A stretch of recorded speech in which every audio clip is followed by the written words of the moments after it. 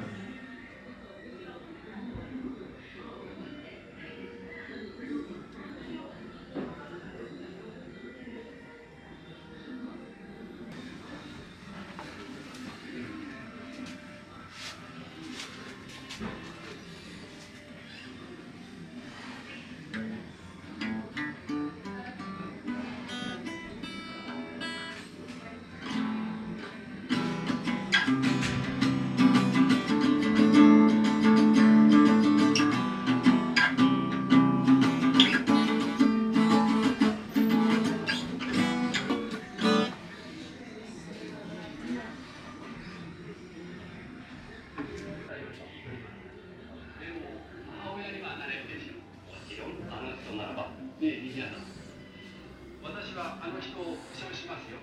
いい人だということをね。でももしもあの人が何年間かの生活というものはお互いにお互いに過去をつかないのが問題の礼儀かもしれませんね。礼儀ね。なるほど。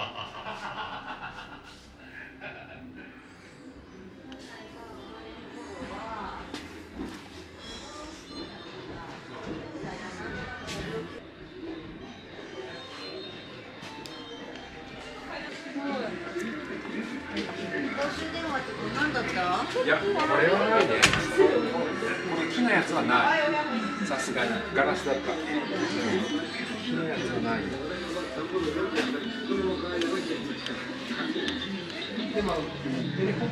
ありがとうございました。